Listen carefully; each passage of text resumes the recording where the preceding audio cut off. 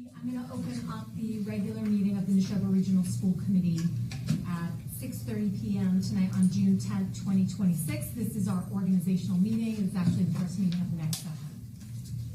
And we will be introducing new members shortly. But before we do that, please join me with the Pledge of Allegiance. To the flag of the United States of America and to the republic for which it stands, one nation, under God, indivisible, with liberty and justice for all. Probably the second time for most people today. Okay, so moving on. We are going to, our agenda, basically the way that it's going to work is that we need to do our reorganization first. There's no telling how this will, how long this will take, but we'll do our best to move swiftly. So just because we have new members, what I would like to do first is just give them a moment to introduce themselves. We have 3 to 4 new members actually. And so we'll start over here. Just introduce yourself, tell us where you're from, and anything else that comes to your mind, but don't feel free, don't feel compelled to go on and on. Okay, perfect. Hi, I'm Lexi Bolton. I'm from Lancaster. I have kids that are 5 and 8 in Mary Rollinson, and I'm excited to be here with everybody.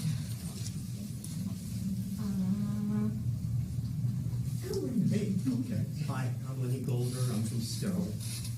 I've lived in Stowe for more years than I can even remember. I've been on other town boards, but this is my first foray into the school committee. Hi everyone, I'm Joel McCarthy. I have 2 kids, a 1st grader and a 4th grader here at Fuller and Sawyer. And we do have a new student representative who we're going to talk with a little bit later, but just a quick introduction. Hi everyone, I'm Livy. I am from Bolton, and I'm going to be your new junior representative. Yeah. Okay, so just so that everybody knows who's here in the room, we do have new members. So what we're going to do next is we're going to use this fancy tool that Alita has hopefully given all of the voting members. So the first position that we are going to nominate and elect is the chairperson. The regional agreement does call for the previous chair to run this operation at first. That's why I'm talking.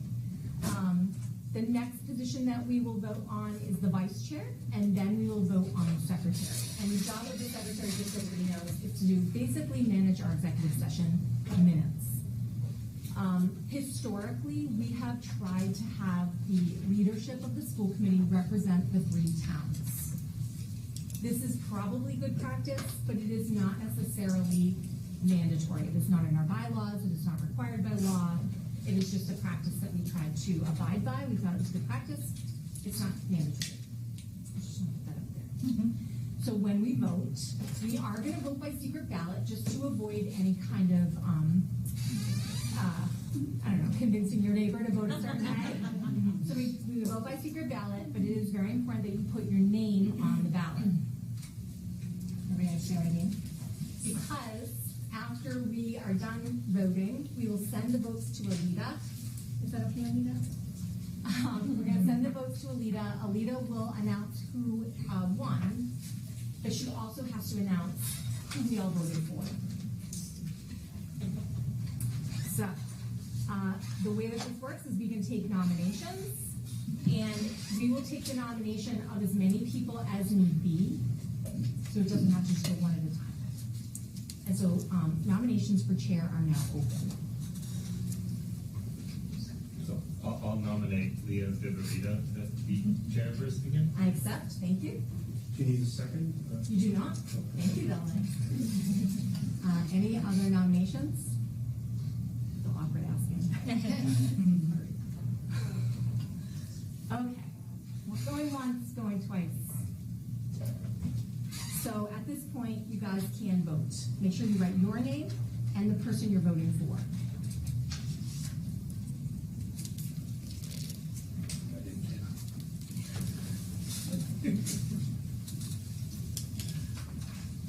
And then you can pass them to your right or left, depending on where Alita is for you.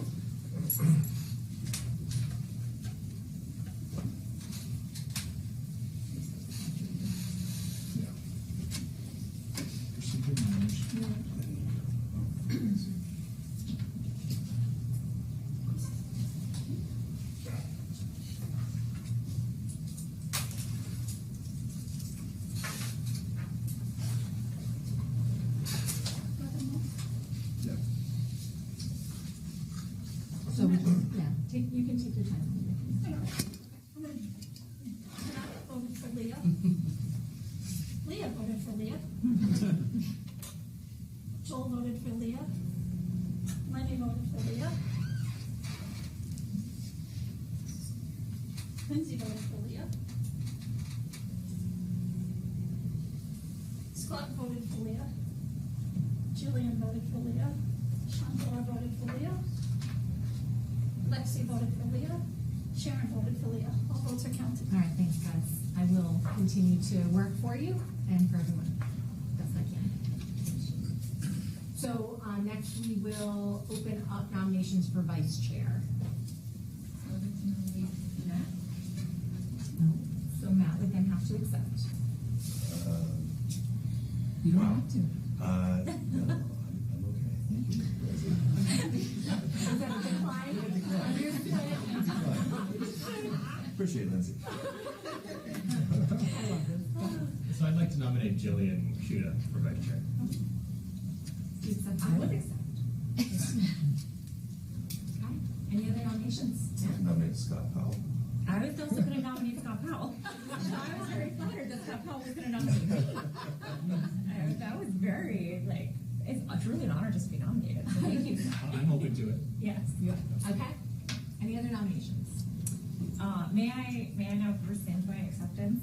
If you wish. Only because I really feel like Scott's.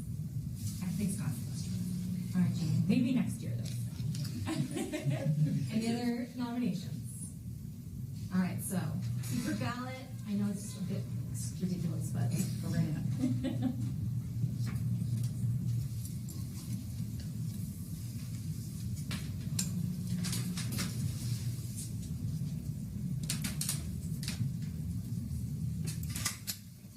And then pass it on down when you're ready. Thank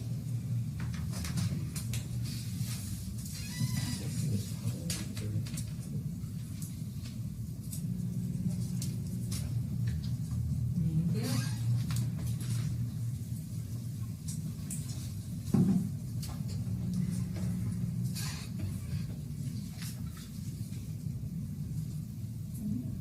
Lenny voted for Scott.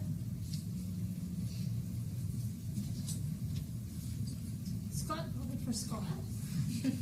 Jillian voted for Scott. Leah voted for Scott. Lindsay, Scott. Matt for Scott.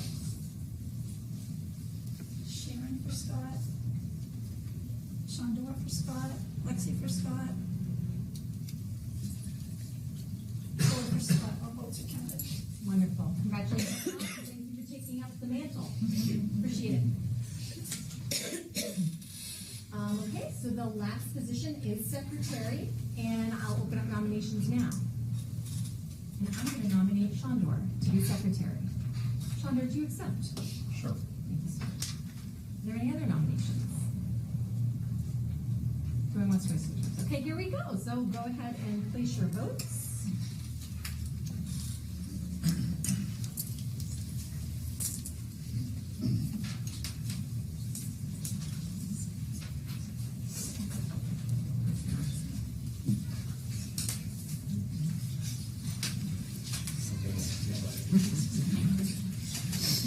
Controversial. I do appreciate Alita giving us many ballots. Maybe we would need those. There were runoffs. Exactly. But it was 1 year. Oh, really?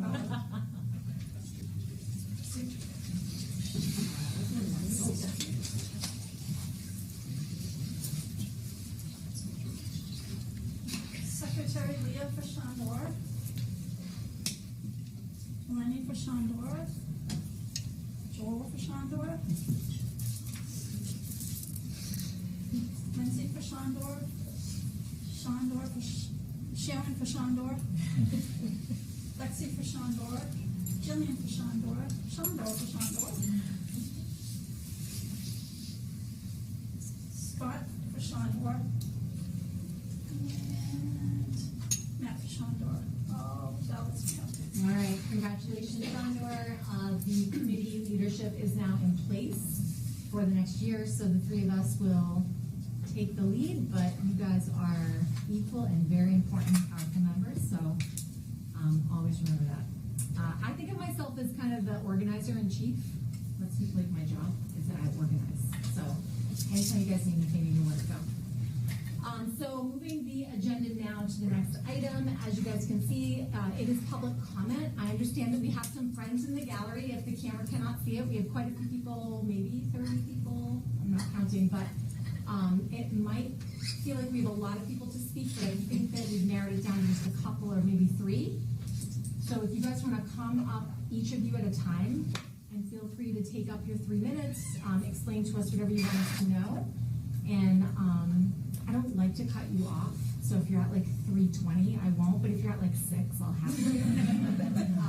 So the other rule of our policy is that if you begin repeating information for no particular reason, that's where we try to ask you to just move the agenda to the next person. But I'm sure you're very organized and well prepared, so I'll turn it over to you guys. Whoever wants to speak first can feel free to step up, state your name and the town that you're from. Okay, hello. Hi. Thank you all for having us. I am Ruth Merritt.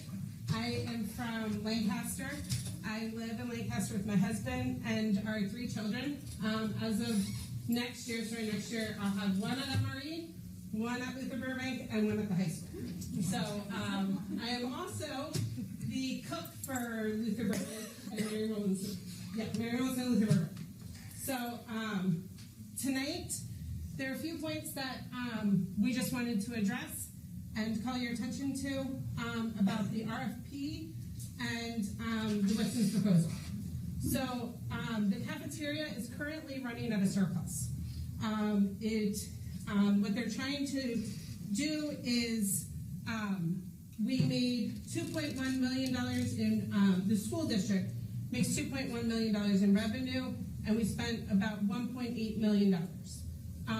The profit that they're proposing of saving from the cafeteria is 0.1% of the school budget of going full Whitson's if we all stay in the positions we're in. We currently, the food service staff, majority of us are made up of community members.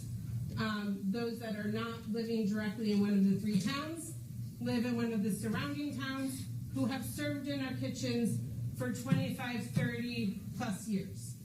We love this community. We are part of this community. We are parents. We're retirees in town. We know your children. We know what they like, what they don't like. We work with community. We work with teachers. We work with staff for friends' kids who need special accommodations or special things. Things that Whitson's isn't going to know or isn't going to understand. You ask a Whitson's employee when they are just a revolving door, what does the bird lady coming for the second graders mean? They know nothing of what that means for the kitchen staff, that we have to shut the doors and be quiet and we try to be respectful of what's going on. They don't know that kind of stuff. They don't know what's happening when we say, oh, hey, reminder, there's the Great Birth Festival going on. We need to accommodate less meals for less kids. So those are some things that we are, when you pluck out part of the community and you turn it over to a company, we're not a company, we're a school. And we are part of the school community, and I thank all the support of the teachers, the Unit A members, Unit C members who have come to show that we're one community and that we are here all for the same purpose, to serve the kids we love, to feed the kids we love, and having this company come in that pays less for their employees. They pay their employees $15 an hour.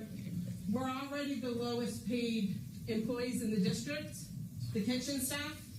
And so when you're looking at trying to save 0.1% of the budget based off of the food service department, and you're bringing in people who aren't going to know any of the things that we know in this community, and they're not going to, they care about the money, they care about the dollar.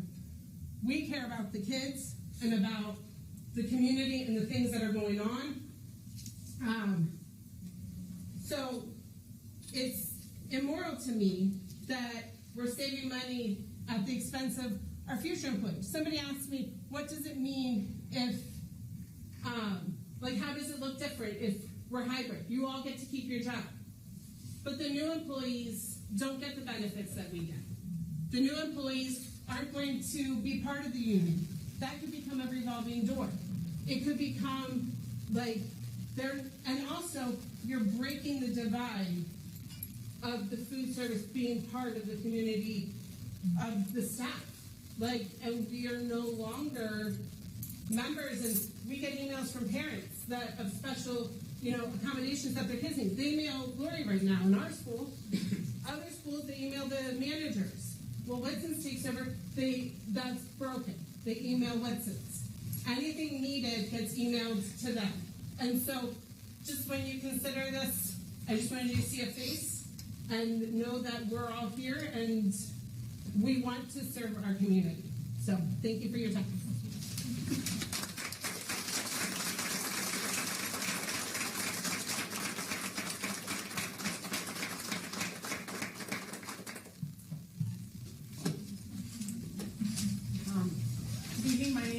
Nelson. I live in Lancaster, and I have 2 kids in the district. One of them is Burbank and one at MRE.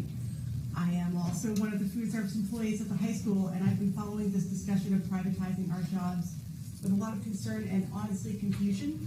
I was told originally that the impetus for this move was to try to save money. In the last meeting that I was here about, the superintendent said this was that putting up the RFP was due diligence to make sure that the district is saving money where we can, and I get it.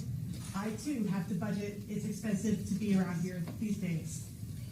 Since that time, as Ruth mentioned, I've heard that we are actually making money. We are not a drain on the school district. We are we're members of the community who care about our schools and our kids and want to make sure that they have fuel to get through their days. Many of us are parents who have or have had children in the district, and we're not doing it for the money. We're doing it for our kids and our community. And we would like to continue to work for our kids in our community and not a for-profit company whose biggest concern is, by nature, the bottom line. That's not who I want in my kids' cafeteria.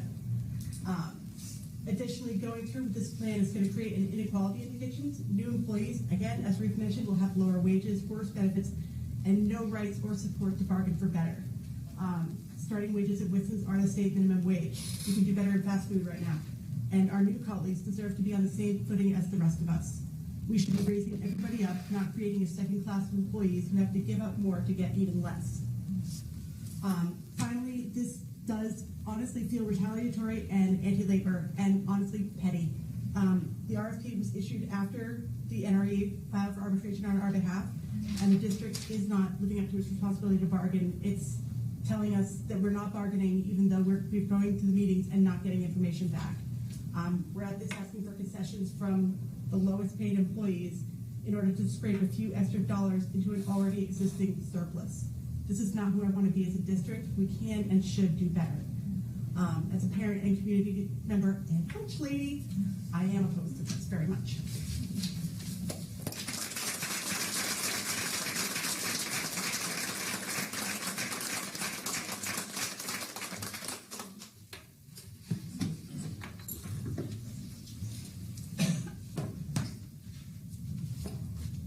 Good evening, members of the school committee. Newly re-elected Chairperson Viverito and Superintendent Downing. My name is Kevin Keaveney. I am president of the NREA, which is the collective bargaining unit A and C. I'm also a resident of Bolton. 2 of my children have come through Sawyer, Emerson, and the high school, and they are now paying taxes and taking good care of themselves thanks to the education they got in this district. As the final piece, the final comment, I just have some points to bring out about what we've been dealing with and going through.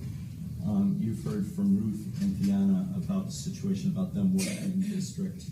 I would like to address from a union perspective what we've been dealing with. And the first sentence that came to my mind is, I don't get it. What game is the district playing with food services? We sent a letter, the NREA sent a letter to demand a bargain over changes in working conditions to food services and extended day on December 1st, 2025. And the district lawyer, legal counsel, Mr. Mike Macaro, reached out to meet us for a meeting on May 12th, 2026. That's 6 months after our initial letter sent to the chair of the school committee. On February 9th, the extended day staff are no longer going to be outsourced, the current email from Superintendent Downing. The school committee was scheduled to vote on the outsourcing of food services on May 13th, 2026, but the vote was postponed by the superintendent to avoid the unfair labor practice charge deadline imposed by the Massachusetts Department of Labor Relations of May 14th. The reasoning was, since the school committee had not voted to outsource food services at the time of the investigatory meeting, the investigator decided that the OP hinged upon the vote of May 13th. On May 12th, our MTA representative, Travis Babb, was contacted by Mike Macaro to discuss the situation with food services. As a result, the school committee vote was postponed on May 13th because we were now in discussions. With no vote by the school committee, the unfair labor practice complaint expired on May 14th. Tonight, the superintendent will introduce the measure to outsource food services, making it necessary for you, the school committee, to create an extra meeting to vote on this issue once the school year is over.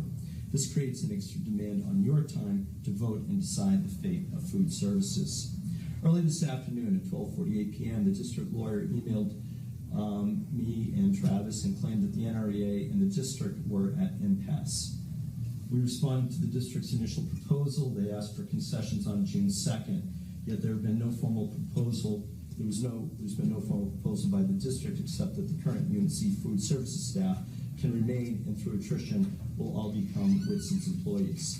Food services is one of 5 units within the entire UNC contract. Pulling them out would take deep negotiations that would have ramifications on the secretaries, custodians, instructional assistants, and extended day providers. These are all games. It is clear that the superintendent wants to outsource food services for what reason? To increase profits that are already up at $127,000. Food services consists of employees who live in our communities and contribute to all our school communities. They know the students and their dietary needs. Under Whitson's, they would become at-will employees who would be placed anywhere in the district or even outside the district. Look around the room. Look at the people who've come to support our food service employees. We are truly a community, and we are colleagues committed to caring for our students. It doesn't add up that the motivation of the district is to squeeze a larger profit than $127,000 by outsourcing food services. The RFP allows for Whitson's to replace our UNC employees with their own employees who will not be part of our community. They will come in at their appointed start time, do their work at less pay, and punch out at the end of their shift. Is this the kind of school committee you want to support? So we and others strongly urge you to vote against the RFP with Whitson's and the ultimate outsourcing of our food services staff. Thank you for your time tonight.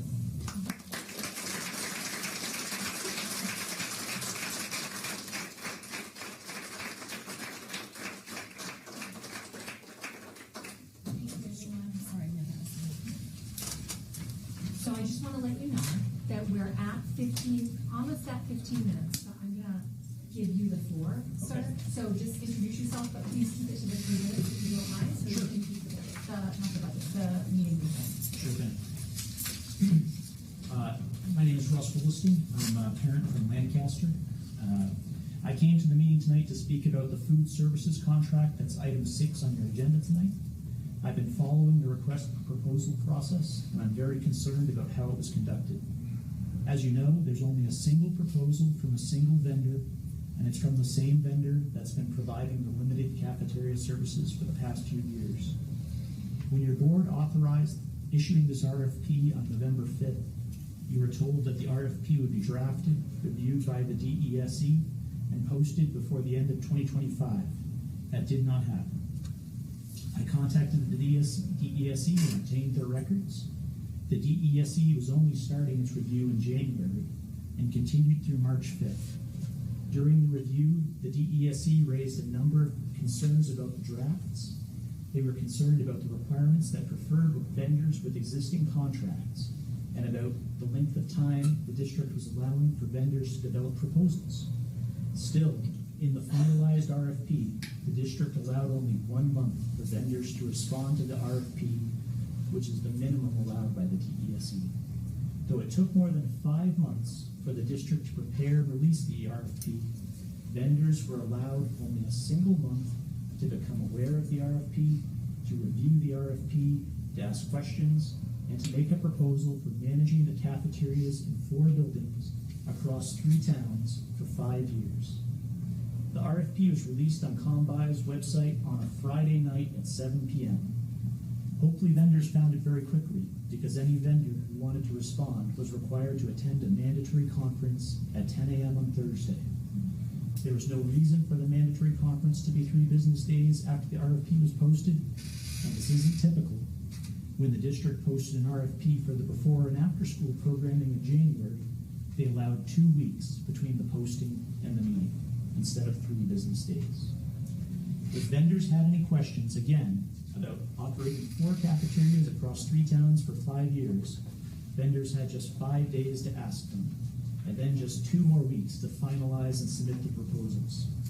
This extremely condensed timeline favored just one vendor, Whitson's, who, as you know, was already providing services to Nashoba. They were certainly aware that the RFP was coming, that they had access to data on the district that no other applicant did, and they had the inside track to preparing a proposal. As you know, Whitson's was the only vendor who responded. They surely were quite certain that their proposal would be the only one in front of you. No other vendor had time to draft a proposal, and anyone who cared to try knew that Whitson's had the inside track. I'm going to assume that you're going to closely review the track record of this vendor, and you'll hear some things that will be concerning. Just 2 years ago, the Boston Public Schools chose not to renew their contract with Whitson's. Their concerns were about food quality and freshness. Just last year, Burlington Public Schools ended its contract with Whitson's. They chose to terminate their contract after just 2 years and go back to in-house cafeteria services. This spring in Melbourne, New York, because if you haven't been told, Whitson's is not headquartered in Massachusetts. They're headquartered 200 miles away in Hot Lodge, New York. In Melbourne, New York, they met with parents to discuss a survey regarding food concerns. According to their local paper, the survey's results included complaints about spoiled milk, inconsistent food tastes and quality in the different buildings, as well as a lack of vegan options and a desire for friendlier food service. Remember, this is going to be a 5-year contract for the only cafeteria option our children will have, 180 days a year. Finally, you'll surely be told about an incident at Longmeadow High School. The head cook hired by Whitson's was charged with sexual misconduct on the job in the school's cafeteria. When asked about the incident by a local paper, the administration pointed out that it's Whitson's job to handle that employee. It took 5 months to draft an RFP. Vendors were allowed just 30 days to respond, and you may tonight just be given 7 days even to make a decision. We'll all be stuck with that decision for 5 years. As you consider this new contract, you're simultaneously reviewing a settlement between the district and its food services and extended day staff regarding unpaid overtime. Do you think that the workers, as individual Whitson's employees, would have successfully litigated that settlement, or do you think they'd be out of luck? Members of the school committee, please ask yourself, are you making a decision on a food services provider because it's best for the staff? Because looking behind me, I don't think they're here to be fans tonight. I don't get the impression that they're here to tell you that. Are you considering this contract because you think the individual towns asked the district to consider this?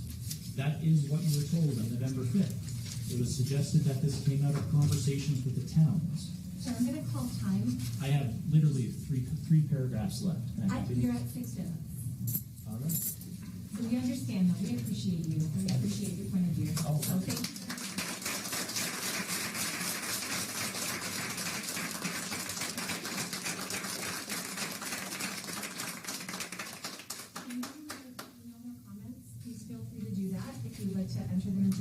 That's another way for us to hear everything that you had to say, but we appreciate everything that was brought to the table, and we understand. I do want to let you guys know that from an agenda perspective, we are going to move to the student representative report. Then we have to move into executive session for other matters, and then we're gonna come back and hear the presentation about the food services contract. You are definitely welcome to come back into the room at that point in time, but during executive session, everybody just has to leave. So I wanted to give you a little process update, okay? We expect that executive session could wrap up around 8 p.m. at the latest. Okay, so thank you for that, everyone. Till later. And interesting news over here, we have our student representatives, and Maria, I'm going to let you give us your report if you have anything to share other than introducing your new partner. Really sure about what's happening. Or just You like you can give your report. I don't know if you want to come out and with us. I'll give you a stage. So your report is your report, Maria. Hi everyone. So unfortunately for some of us, school is almost over. And I don't have much to share besides finals is coming next week, starts on Friday, and it's Thursday next week, so good luck to everyone. We're all tired. We all so obviously, just introduce herself, Olivia. You're going to be the upcoming junior representative. And do you have anything to say, or? I'm just really excited for summer. We have a lot of teachers in the room, so they probably agree. Let us know I have inspired your essay, so. So, just so that you guys know, at this point, we normally open it to the floor for the school committee to ask the student representatives about anything kind of within our purview, anything that you would want more elaboration on. And I'm going to start to set a good example, or hopefully. You said you're entering finals. Yes. We, I believe, implemented a new system that happened during midterms, and now you're seeing it come through for finals. I think, have you started yet? No, it starts on Friday. Friday. How are you feeling about the new schedule change on that? I personally don't like it, and we've talked about this with the superintendent and within our student advisory group, and I just think the difference, Maria? Oh yes, of course. So our old schedule, we would have the morning off, and we would start around. Actually, I don't know what time we started. We started around 9:40.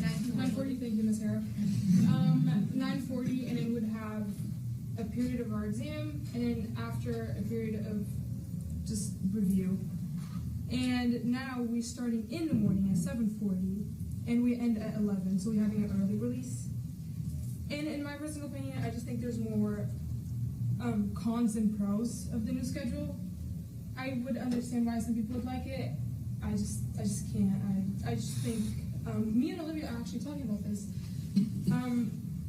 A lot of kids do study until late night, and then waking up early and having to go straight to an exam it's just not the best. And also, I personally study better in the morning, so going into school early and having that time to study, it just helped me so much. And you can't do that now. I can't go in early and study, nor can people sleep in till later. So, do you have anything to add on that? Yeah, I really appreciated last year coming in as a freshman. I remember I went to see Dr. Tollison the morning before my physics exam because I was very confused on our velocity unit. And so it gave it a really good opportunity because the school library would be open in the morning. So if I needed assistance from any of my teachers, they would be there and they would be available for that help. So I could feel my best and most confident in that moment. I don't want to draw any conclusions, but I do also know that a lot of students will draw more towards energy drinks and more artificial caffeine as a stimulus for themselves during exams. Because I know, me personally, I agree. I'm 100% a late night studier. That's when I'm most active, and if I have to wake up early to go and study before it's a quick review period and then go to my exams, I'm going to get a lot more groggy and just not fully awake enough to take a very important exam. So I know I personally have asked my dad to provide me with energy drinks to get through these days. And I know how awful they are for everybody. And I feel like having a later schedule might provide the students with better confidence in their abilities, as well as access to a healthier body during their exams. I appreciate that answer. I would tell everybody, or just remind everybody, that this is not something that the school committee is in charge of. It's like an operational matter, but we do interface with the school student council. So maybe this is something that you guys can put on your agenda for September to talk with the student body and see if there, and Dr. Boynton, obviously, to see if there are ways to improve the deficits that you see. Do you guys have any other questions for them? Madam Chair? Yeah. Marie, I believe we're already doing that. From our advisory meeting last time, we talked about that. We're going to bring it to the student council in the first meeting. Excellent. Yay! Anything else that you guys want to talk about or ask or wonder for next year or two? All right, so remember that they're a resource for you all. They are here pretty consistently, which we really appreciate. And they do normally provide a pretty comprehensive report of the goings-on of the high school and the district, and we appreciate that. So if there are no other questions for the students, when we move to executive session, you guys will step out, and you do not need to come back unless you really want to. That isn't allowed. Instead, you guys. We love having you here for the whole meeting, but they go long. So it's always up to you if you can stay or if you just need to go. That's okay. All right, everybody. So I am actually going to move us into executive session, and Alika sent me the motion, and I just want to get it absolutely right. So bear with me. Oh, I was going to say, all right, guys. So next agenda item requires that I move us into executive session at 7:07 p.m. pursuant to Mass General Law, Chapter 30A, Section 21A3, to discuss strategy with respect to collective bargaining or litigation if an open meeting may have a detrimental effect on the bargaining or litigating position of the public body and the chair so declares, which I do. This will be for both Unit A and Unit C, collective bargaining. Executive session will include the school committee, Superintendent Downing, Assistant Superintendent Ross Mulcairn, Assistant Superintendent Friend, Director of Student Services Roman Demonch, Director of Human Services Jessica Murdoch, and District Legal Counsel Mike Vaccaro. This meeting or executive session will return to open session at the conclusion of that. Do I have a second? Matt got it. Any discussion on the motion? All those in favor, you can just raise your hand. Oh, help the veteran here figure it out. Joel? Yes. Matt? Yes. Lenny? Yes. Lindsay? Yes. Scott? Yes. Myself, yes. Sharon? Yes. Shonda? Yes. Jillian? Yes. And Mike? Yes. All right, we are in executive session.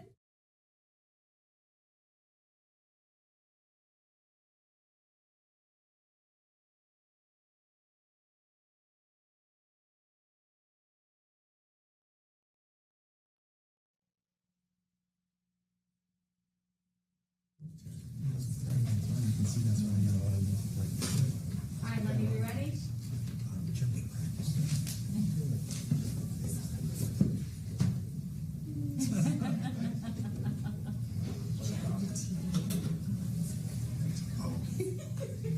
We're gonna rock and roll, Lenny. All right, here we go, guys. So welcome back, everybody. We are gonna move the agenda now, obviously about an hour behind schedule, sorry for that. We have our finance and operations report. And what we're gonna be looking at next is the food services management contract, and Ross has a presentation for us. I just did. I just put you in. You just didn't move the subs to, I should help.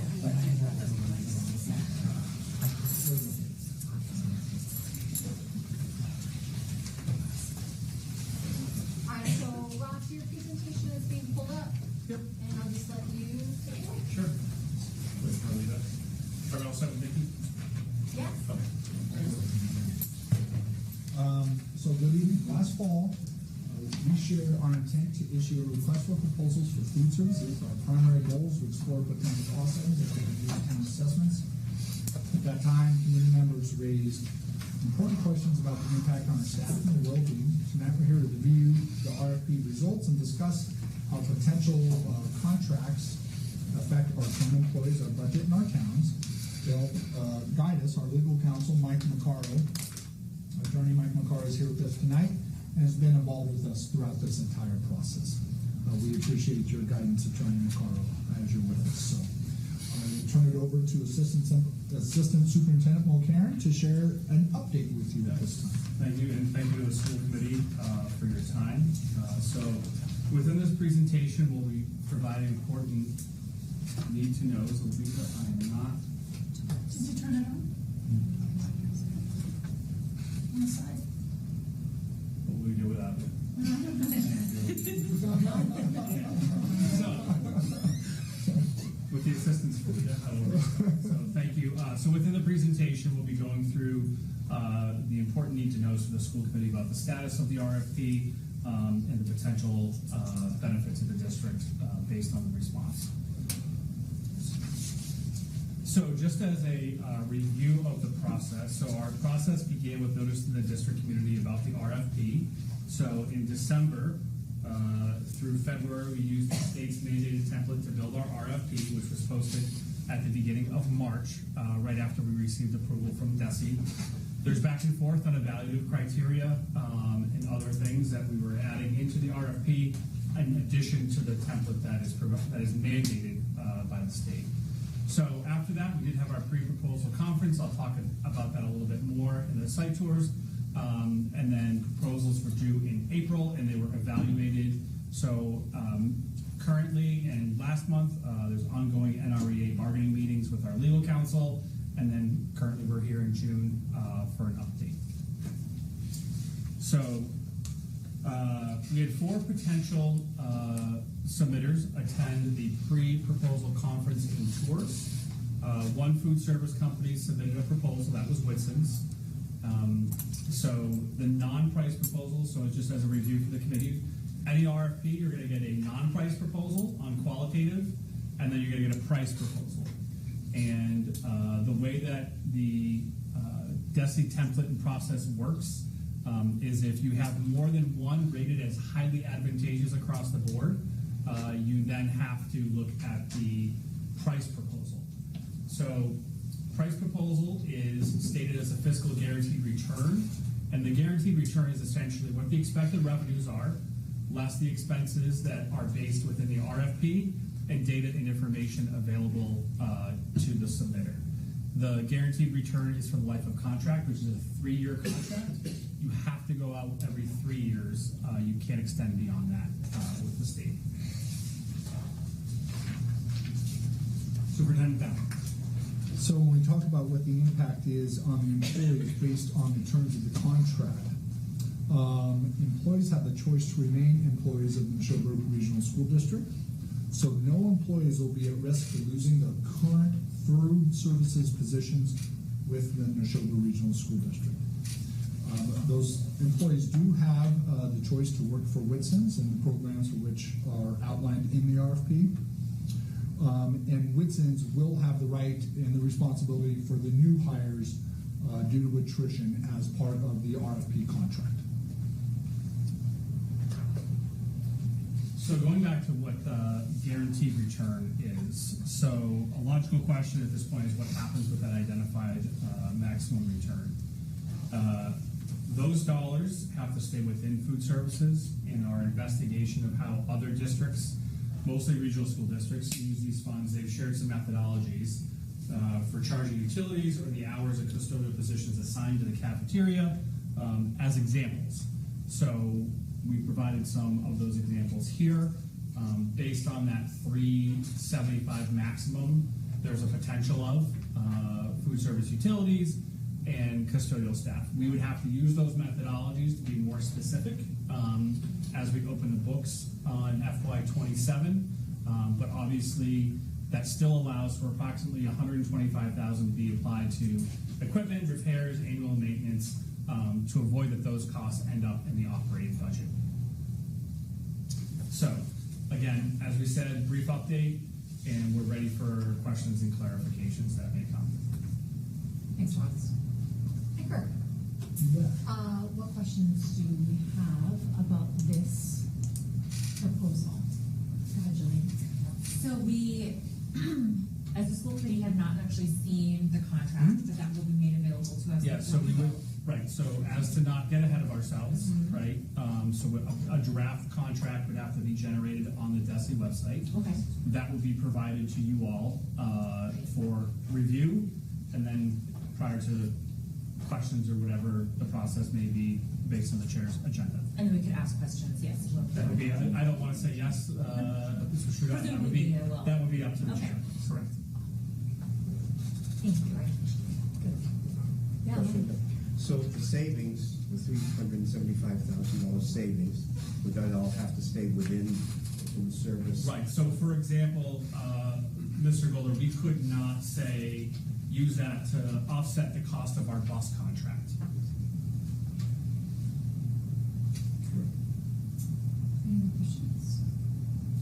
Just one more. No, keep going, please feel free. So the $375,000 guaranteed return, I feel like I've heard like maximums and minimums, so is this is a flat number guaranteed return, or? Correct. Okay. When we say return, that's right, so that's based off of expected revenues and the presentation of what our costs are within the district and their application of what they know about food services within schools, right? So they have to build their assumptions. But they say guaranteed 375. Where we end up applying that over the costs that we identified in the RFP are up to us. It just has to stay within food services. Okay. I promise just one more question. You do not apologize. So we only received one bid. Correct. Is that typical? Do we know why the other companies who came to do the tours opted not to bid? I don't know, because that wouldn't be something I would ask them. I wouldn't seek that information. I think there's some procurement gray area there to reach out to somebody and say, why didn't you? So I would say that I don't know why they would not have. I mean, my concern, and the reason I ask, is with a single bid, I just wonder how much insight we really get into sort of, is that fair market rate? How advantageous is that really? You know, if we don't have another vendor to compare it to. So how are you assessing that? So I would say it's close to our previous guaranteed return. Now, our previous guaranteed return was built off of sort of assumptions long ago as we were self-op. So we also expanded our schedule. So our part of that is our staff were paid more, and taking on new processes, they were allowed to use more time. So that's now changed, and that's built into the RFP now. So I think it's still a fair number. Okay. Yeah. If I felt like it wasn't a fair number, I would say so. Okay. I have other questions, but after, I think a lot of them would be maybe answered having the contract. So I pulled off, I guess, right now. Because the contract has not yet been written, that would be negotiated by you, Ross? So there's a two-part, right? So I would take the information in the RFP response, put it into the DESI template system. It would generate a draft contract. You would see that contract. We would follow a similar process as last time, if the committee so chooses, in which you would be authorizing the school, the superintendent, with legal counsel to enter into contract finalization. And can you talk just a minute about timelines at all? So typically, you would want the contract to be done by July 1, because that's the start date. That's typically the start date. Yep. Okay. So I obviously can see the date on my computer right now. We have an obligation. We have a multi-tiered obligation here that the school committee is responsible for, to look at this from every angle. So that's ongoing in various forms. If we weren't to hit the July 1 deadline, is it, like, what does that mean? So I've already notified DESI School Nutrition that we're not there yet. I didn't hear a response. I would do the same thing to say, here's our next timeline. Let me know if this is an issue, and I would certainly communicate it back to Superintendent Downing, who would share it with you as the chair. But we're trying to move at a fair rate, nonetheless. Any other questions? I know I said this before, but I do have one last question. No, please do it. If, I think about sort of busing, for example, as, a vogue toward outsourcing this. I was growing up, all that stuff was done, in-house, and we moved it out. We've obviously seen transportation prices really deeply impact our budget. It's hard to bring it back in-house once you've taken it out. I wonder if you have an idea or a plan. If this didn't go well, how do we exit if we've, we have heard of other districts. I also did that research and saw that other districts have ultimately decided that Whitson's not a good fit. So if there was ever a concern with any contract, I would reach out to legal counsel to discuss. Most legal contract things you can work out within I guess my with the provider, with the vendor, but I'm talking about contracts that might be about for software licensing or other things. I think in this case we'd reach directly out to. I think my question is more philosophical in the sense that we can look at the 3-year budget and say we get this guaranteed return, that's wonderful. Is there a risk in the longer term fiscally if we cease getting guaranteed returns, but we've lost the institutional knowledge to continue offering those services in-house? Do you know what I mean? And we've become sort of beholden to our vendor, particularly if we only have, a single big procurement. We don't have other vendors who really want to come in. It might be hard to say, well, Aramark wants to come in and take this with since you better be doing a good job. Without speculating, I would say that, for the reasons identified and spoken to by Superintendent Downing, that we did not execute an optional year on the current one, right, in favor of producing something different. We would want that to go the full 3 years and then put that out. Maybe that was a factor in why it was only one, and we would see a different result. I think typically, and I could maybe follow this question up at the next meeting by talking to other school districts, typically on a 3-year full cycle, you'll see more factors. Oh, that's good. Interesting. I promise that wasn't my last question. Well, what I've heard you say, Ross, and I've heard you say it a couple of times, is that adopting this contract would not require any of our employees to leave. Correct. So Superintendent Downing covered that slide. So so I'll put it back up. So they're not at risk for losing their food service position, obviously. They would stay Nashoba employees under the Unit C contract. The RFP is stated, and therefore the contract would be stated that new employees would be hired by Whitson's and work for Whitson's. How usual is this? So I don't know if Ms. Murdoch has the sort of return on, or the total number, but we do have a significant amount of employees that have been with us for a while, but we've also seen that on the less experienced end, we see more turnover. So I think about, I don't want to quote exact numbers, but I would say 30 to 40% of our people have been with us for 5 or 6 years or less. Yeah. And I think about a quarter have been with us for 2 years or less in food services. And how many districts are moving in this direction in our area, like our comparable districts? Is this kind of a methodology that many districts are using? Or? So comparables is hard because Okay. size, location, budget. I will say regionally, around us, Harvard, Berlin-Boylston, and Northborough, Southborough, Algonquin have all within the last 5 years moved to a contract. Specifically, whether they've kept their employees or not, or done an attrition model, I don't know the nature of their contracts, but yeah. Those are available on that? What's that? Those are available, those contracts? Yes, it'd be easier just for me to ask.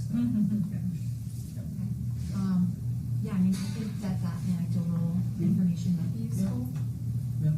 I do know that Groton Dunstable made this change the way we're proposing within the RFP 6 or 7 years ago, maybe a little bit less, and they do still have a handful of employees that still work for the school district.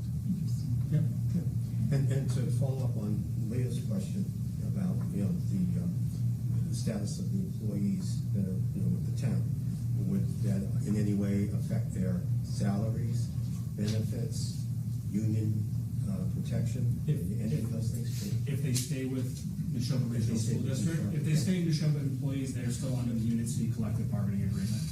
And any iterations of that moving forward. Yep. Until retirement? Or they decide to leave? Or they're no longer, yeah. There's no expiration date at this moment in this contract that doesn't expire by virtue of this RFP. No, because employees that are covered by the Unit C collective bargaining agreement would stay covered by the, yeah. So this is an important first look, especially because some of us are brand new, but this was helpful. I'm sure you guys still have questions. If something percolates, as always, send them to me. I'll compile them and bring them to Kirk so that he can get answers for you in the interim. But obviously this is something that we're going to continue to discuss, and that the nature of this will require us to have additional meetings into the summer. Okay, so I'll be communicating with you guys. Just want to ask Attorney McCarroll if he wouldn't mind sharing sort of next steps.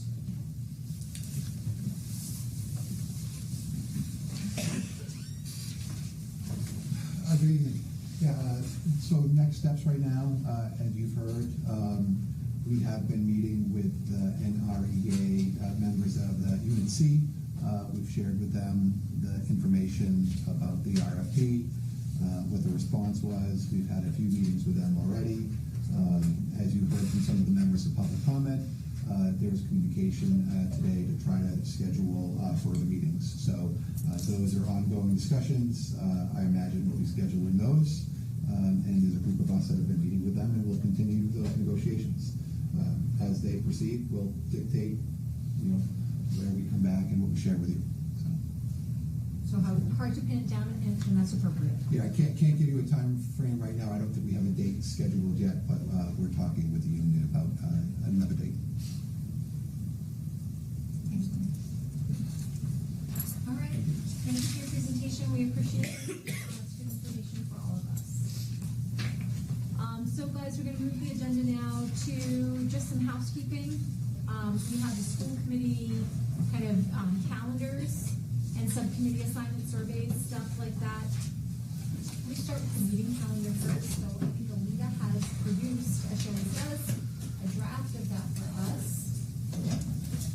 She asked me to look it over, and I did. I think that there was just one change, and that was in the month of November.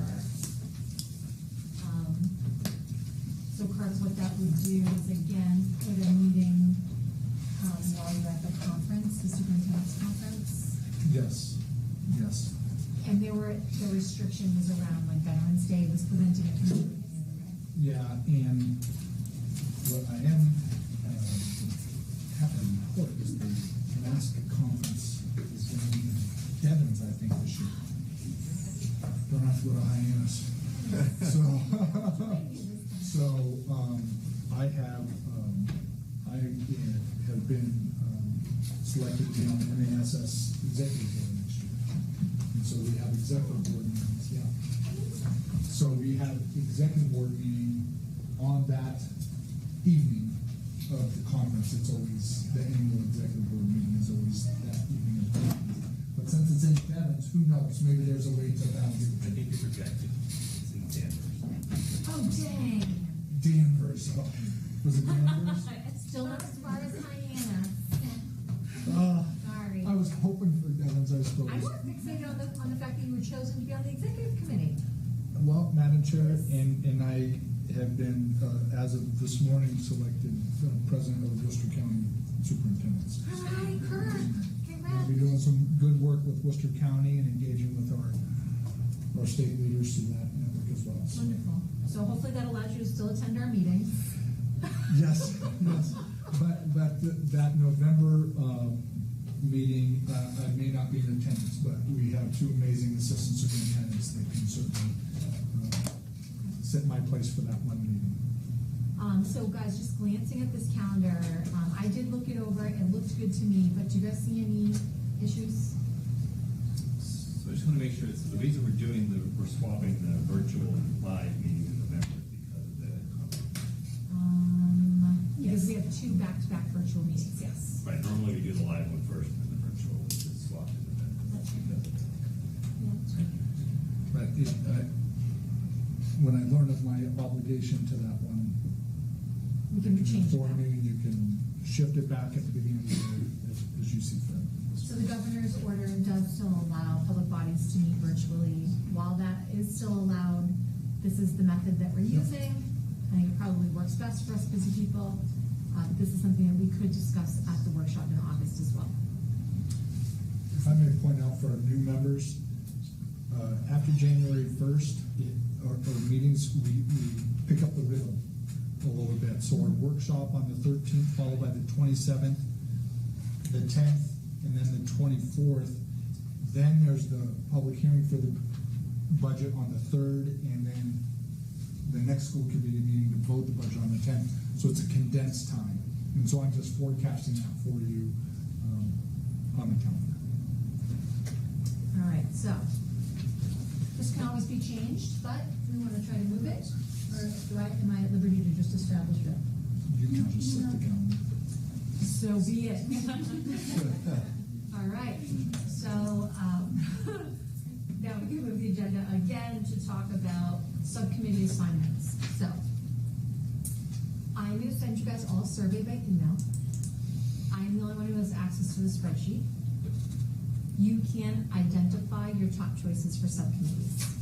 I will also, in that survey, attach the subcommittee explanations so that you can try to use your skill set and your interest level to put yourself strategically on 2 of the subcommittees. That's kind of where we're at right now.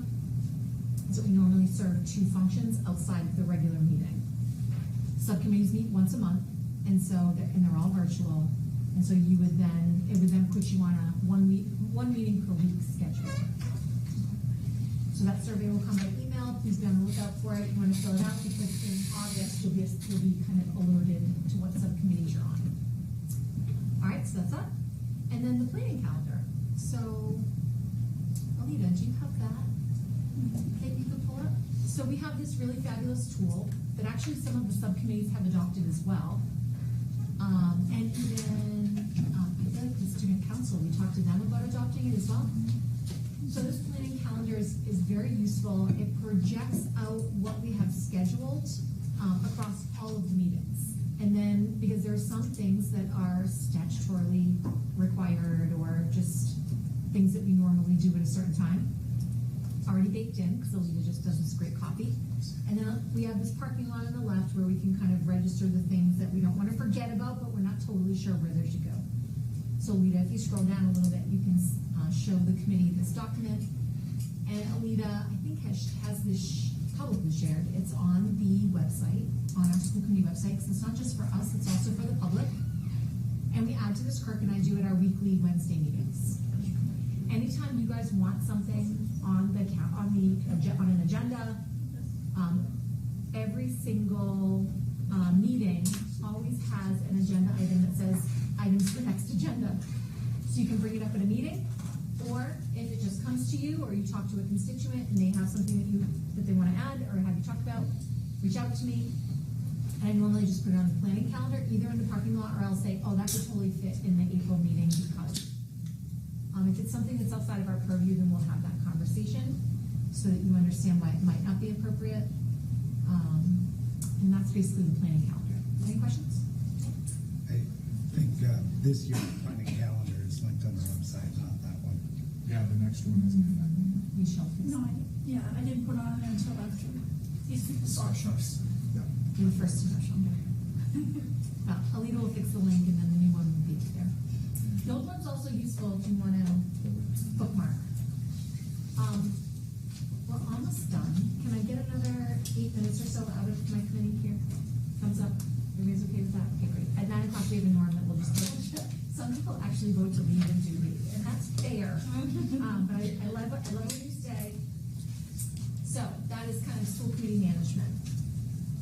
My email and my cell phone are always available to you, so just let me know this next few days if you have questions. Next item here is the consent agenda, and I'm going to make a motion to approve. I'm going to move to approve the consent agenda of June 10th, 2026. Do I have a second? Second. Thank you, Matt.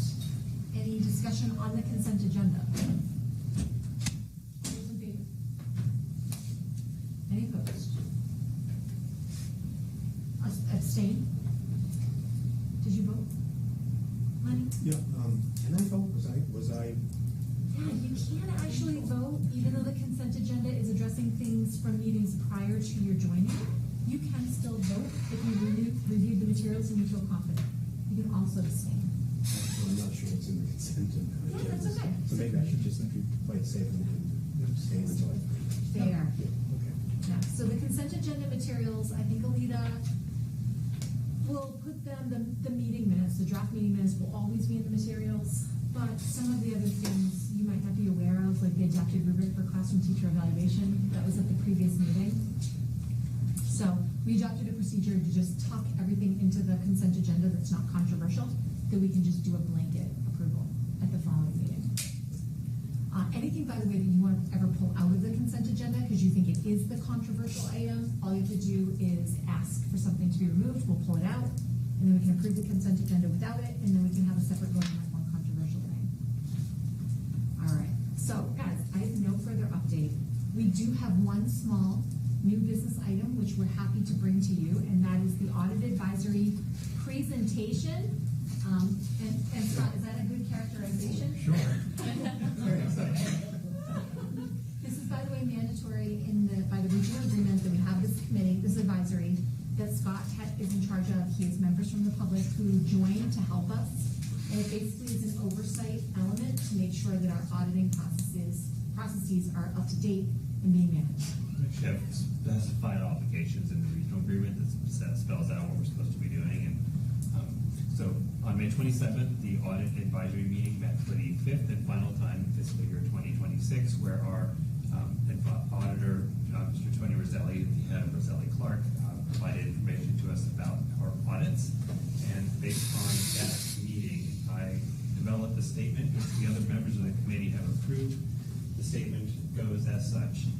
The Audit Advisory Committee has reviewed the required elements of the Public Financial Health Report, including audit results, auditor performance, cost trends, and overall financial stability. We confirmed that recent audit findings were appropriate, recommend continuing with Roselli and Clark for the upcoming cycle, and endorse a $50,000 audit budget for fiscal year 27. Based on multi-year data, the district's financial health remains stable. Well done. Thank you, Audit Advisory Committee and the chair. Presentation of the year. Yes. Well, under 10 minutes. Are there any questions from the Audit Advisory? Okay, so again, the Audit Advisory is another one of those subcommittees that if this is something you're fascinated about, one time we had an auditor who sat on the committee and that person was very well suited to it. Scott has picked up the mantle and is doing a fabulous job. So if anybody else is looking to take it over, you could wrestle it away from Scott, but we'll just make him do it. He's doing a good job. Thanks, Scott. So we have no unfinished business. So I'm going to move to adjourn. Do I have a second? Second. All those in favor? All right, guys, you made it through the first meeting. Well done.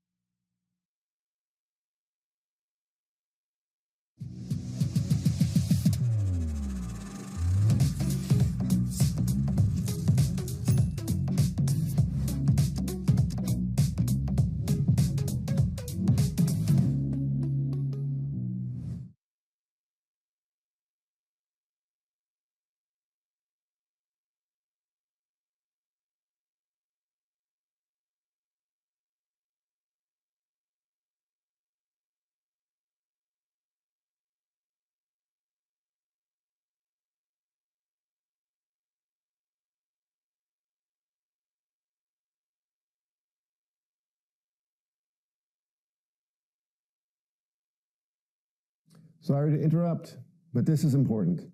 The shooter who murdered my sweet little Daniel brought a highly lethal weapon with him to my son's first grade classroom at Sandy Hook Elementary. In approximately 4 minutes, he shot 154 bullets, killing 20 children and 6 educators.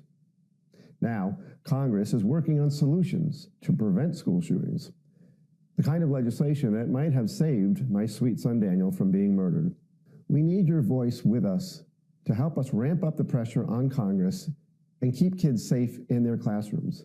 Please sign our petition right now and demand Congress finally take action to prevent school shootings.